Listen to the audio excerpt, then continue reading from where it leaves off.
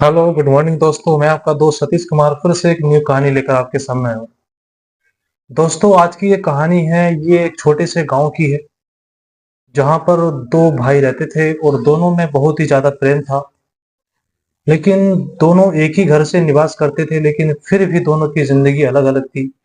क्योंकि बड़े भाई की शादी हो चुकी थी, उसका खुद का अपना परिवार था, उसकी एक बीवी और दो बच्चे भी थे। लेकिन छोटे वाले भाई की शादी नहीं हुई थी। लेकिन दोनों के बीच घनिष्ठ मित्रता और एक प्रकार का प्रेम था। वो दिन रात अपनी फसल के लिए मेहनत करते थे और उनका जीवन यापन पूरी तरीके से फसल पर ही निर्भर था। वो पूरे वर्ष भर मेहनत करके फसल उगाते थे। और एक बार क्या हुआ, दोनों भाई खेत पर गए थे तो उन्होंने देखा कि फसल में अब के अनाज बहुत अच्छा हो रखा है। पूरे दिन काम करने के बाद बड़ा भाई बहुत ज्यादा थक गया था, तो वह छोटे भाई से बोला कि मैं घर पर जा रहा हूँ, तो शाम को आराम से घर आ जाना।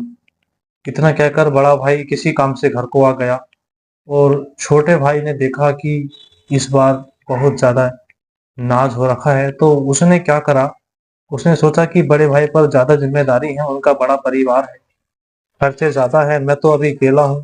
तो उस छोटे भाई ने अपने गेहूं के ढेर से 10 गेहूं की बोरियां उठाकर छोटे बड़े भाई के ढेर में रखी। इस प्रकार छोटा भाई अपने जो भी बचे हुए गेहूं थे उनको भरकर अपने गेहूं ले गया। जब वापस आकर बड़े भाई ने देखा तो उसने सोचा कि इस बार मेरे गेहूं बहुत ज्यादा हो रखे हैं। तो उसने भी सोचा कि क्यों ना छोटे भाई की थोड़ी सहायता कर दी जाए, वो बेचारा अकेला है।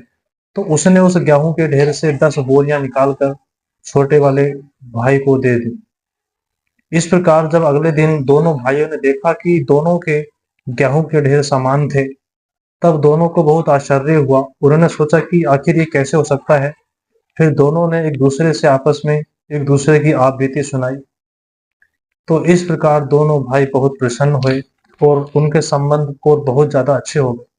दोस्तों ये कहानी आपको कुछ सीख देती है कि भाई भाई में किस प्रकार का प्रेम होता है, और आप भी इसी प्रकार के प्रेम को बनाए रखिए ताकि आपके भी बीच इस प्रकार की प्रसन्नता बनी रहे।